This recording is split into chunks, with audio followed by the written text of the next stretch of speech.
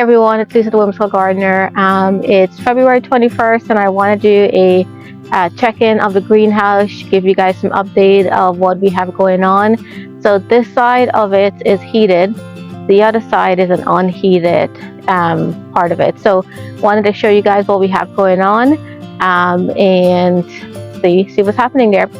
Would love if you can please subscribe to the channel. On today's video, we're also going to do a little bit of perennial cutback, some cleanup of some beds just to get things ready for the new gardening season as well. Who knows, we may pot up some pots, some plants too as well. So come along with me. All right, so this is a 10 by 10 greenhouse. Initially, we heated it this side, and this was just like a potting shed for storage, a garden shed. But then what we did was, after the first year, we realized it's too much to heat this side, so we converted this side and it's heated. This part is unheated, but I keep plants in there that doesn't need a heat. So let's check this part out first. I love my sign that my husband gave me. In here, I have, let's give you an overview first. Oh! Lots of pots and so forth. So what I have been doing with this is plants for my plant sale. These are divisions from my yard that I've been growing on. So I've got blackberries here, I've got yellow archangel, some sedum, feverfew, primrose, sedum again there, lots and lots of limbs here. These are now starting to come up. Don't even remember what those are.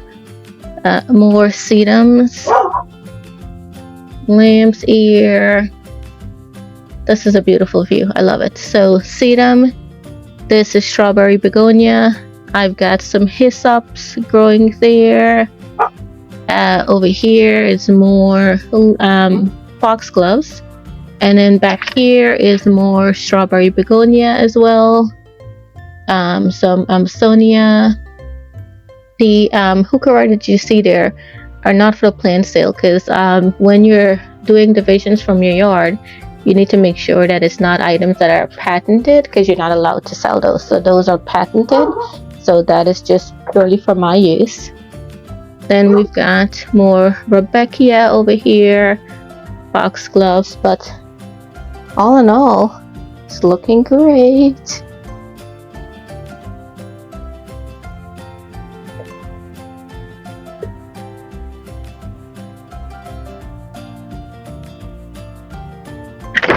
Take a look over here. This is the part that is heated.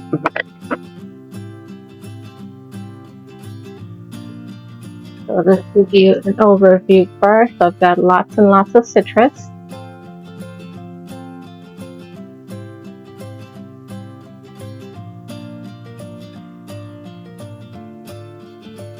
This, we're pretty sure didn't make it.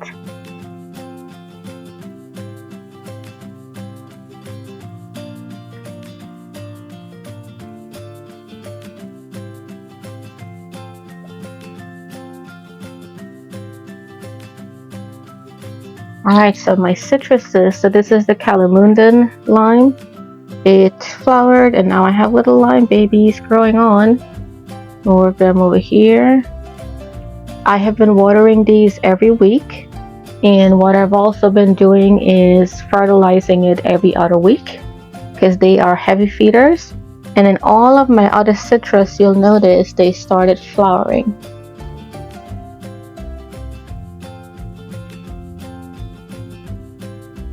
Over here is my pink lemonade. See, that has flowers as well on it. Beautiful flowers over here too. And then over here I've got my Valencia orange, I believe. From far it looks amazing, right? Until I came in this morning and I realized I have a huge aphid infestation. So I had to spray this and sprayed everything in here with insecticidal soap. because I don't want it to damage all of my other plants. So everything got a big douse. Over here I have an Agapanthus that also has aphids on it, starting to flower as well. But I sprayed everything now. I've got some, not sure what, forgot what this is. I'll pop the name on the screen.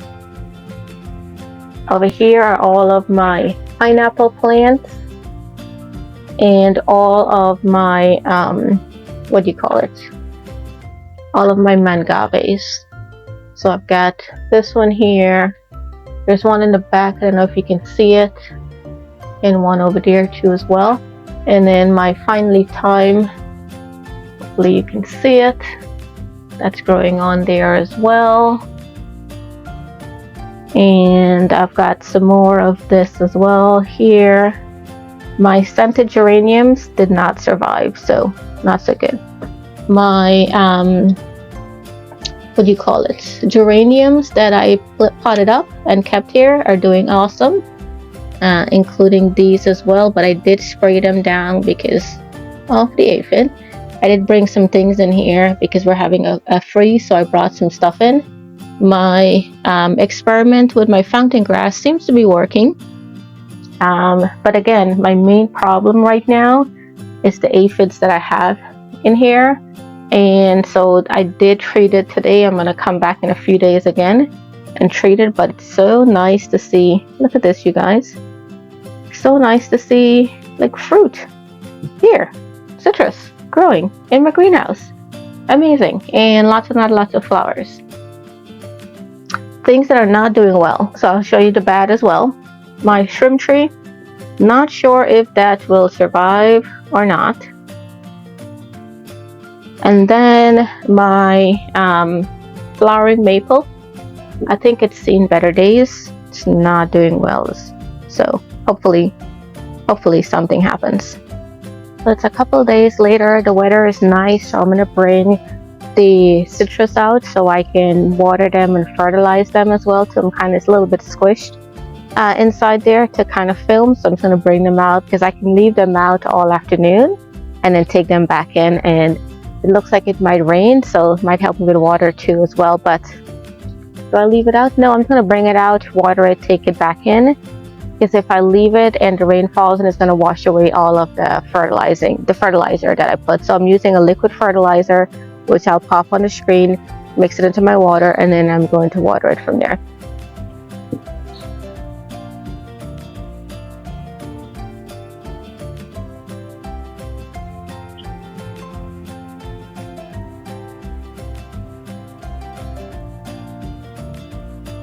I want to show you this one here has lots of calamundan on it. So I'm glad. I need to also do some another spray of the what do you call it? The soap mixture thingy. Oh my goodness, insecticidal soap. Oh my god, where's my head today? But look at this, it's loaded with calamundan lime. I'm so excited I'm gonna get limes, yay! And this blooms and this fruits several times a year, which is great. So there's some right there too. Let's show you. So I'm just gonna go ahead. I have my container filled with water. I put my liquid fertilizer. I'll pop it on the screen again. I'm just gonna give it a good drink of water, and I'm gonna go ahead and spray down again. Let me go get my insecticidal soap and then I'll spray it down again. So I'm using the Bonide 8 insect control. It covers aphid, and that's what I have, an aphid issue.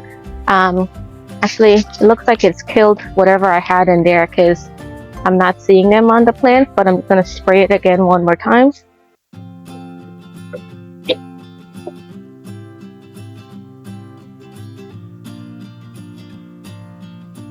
Bubba, you cannot be around here, please.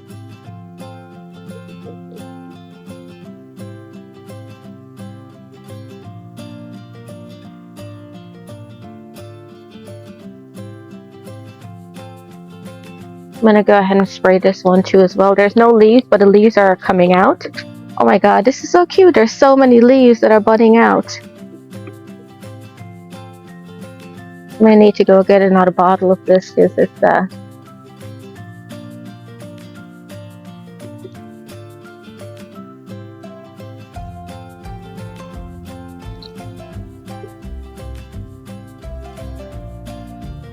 can't believe how did aphid made it into the greenhouse. Alright, so what I'm going to do is I'm going to start taking things out, fertilizing, watering it. My shelf that I have in the greenhouse here, I'm going to take that inside because I want to set it up with grow lights for all of my indoor plants. So I'm going to move that out too. So that's what I'll work on. And then what we'll do is we'll come now and we'll go on this side of the greenhouse and we're going to fertilize everything that's there. Wanted to show you that I actually took the shelf out from here, and so now everything is directly on the floor. But what I also did was took all of the plants out and I washed all of the leaves to get rid of all of the aphid because it had such thick sap, like it left a lot of sticky residue. So I washed it off, so now you can see how nice and clean everything is, and careful not to get rid of any of the flowers that were flowering.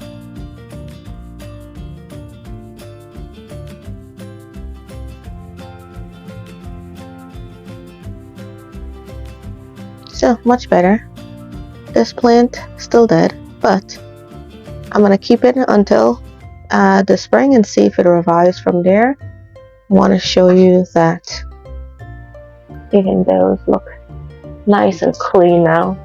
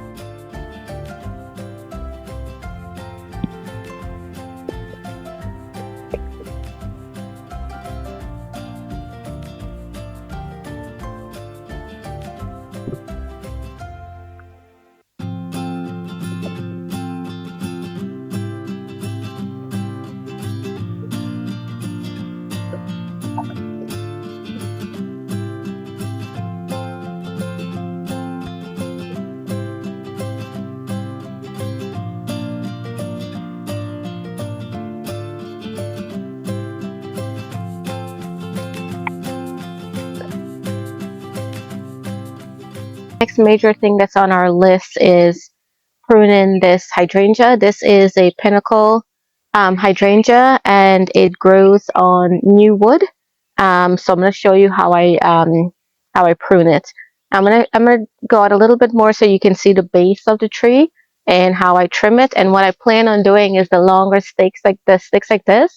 I'm actually going to keep them and use them as support for my veggies and flowers and things like that. I think it'll be really nice to use something natural. So what I want to do is I'm going to do a heavy prune on this. As you can see, this thing is tall. What is it? You would say 10, 12 feet maybe. I'm 5'2", so really big. And last year I cut it down to this point that you can see where my hand is and see how tall it got. So I'm going to go ahead and cut it like that. Now what I'm doing is I'm looking for a joint and I'm cutting above the joint, so a node above the node. I've grown pruners. Hold on.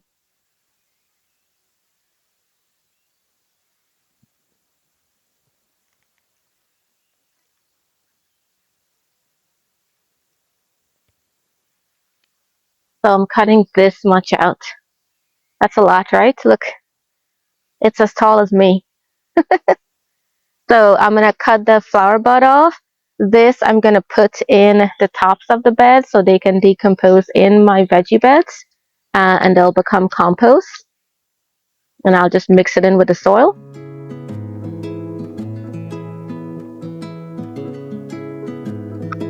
Alright, and I'm going to keep these stakes, so these will be for my supports for my plants. These are cuts that I made during the year in 2025, and I'm just going to go ahead and cut them a little bit shorter because this plant got really big.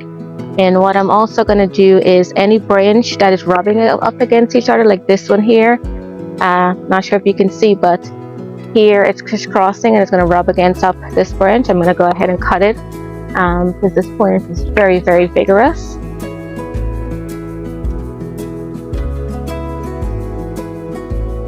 Now I'm going to cut all the bigger ones out first, and then I'll bring you closer in so you can see how I trim the smaller, spindlier branches out.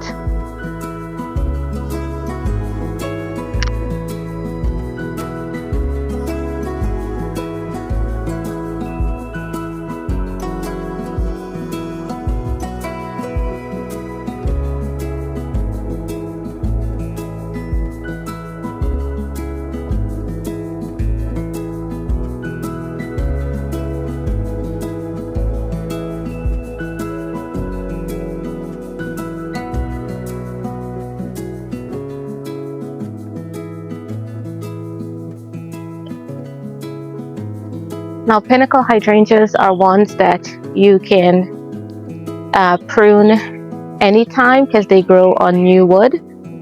So sometimes I'll prune mine even like in the summertime if there's like ruly branches and things like that. People prune them in like late winter, early spring. I leave mine up pretty much as long as I possibly can because it does give some nice winter interest here in the yard.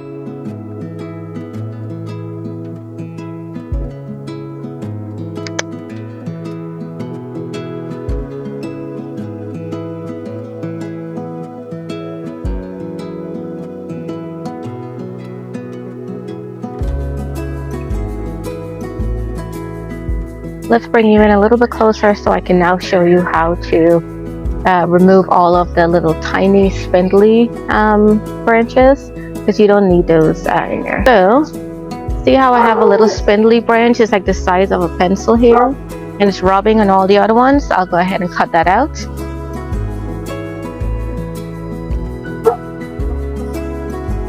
Alright, and then see how this one is really tiny and spindly as well? Cut that out. It's those when they bloom, they are not going to be able to support each other themselves, and so they're just going to flop. I'll take this one out too because it's like in the walkway, so I don't want it to be in the walkway. See how this one is skinny? We don't need that either. We'll prune that out.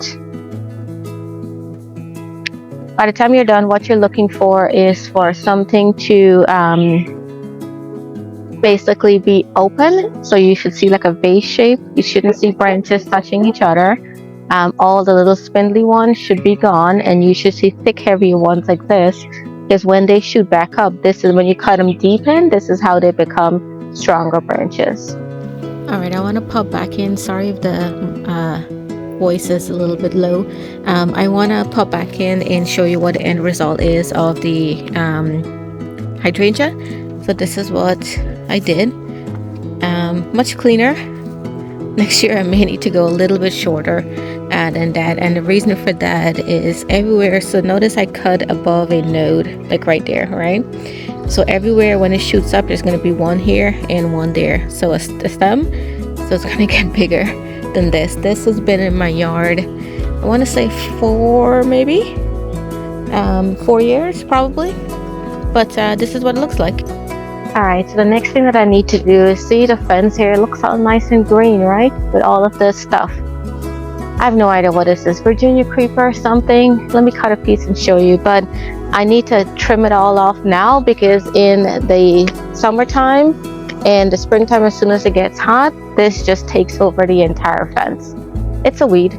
Sometimes I toy around with it taking over the fence so we'll have some privacy with the back of the neighborhood, and my husband's like, no, you need to get rid of this. So I kind of agree with him too as well, because it is a weed and it'll take over, so I need to start trimming all of this out.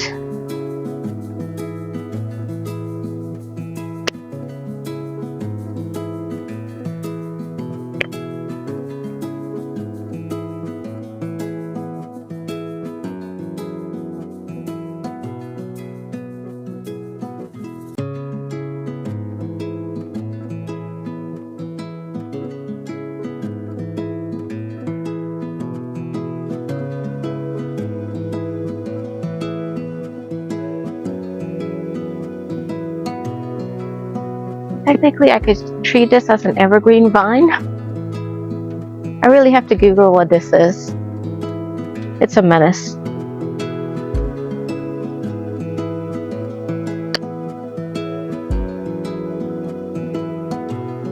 Alright, I'm gonna keep going on with this. Would love if you can subscribe to the channel.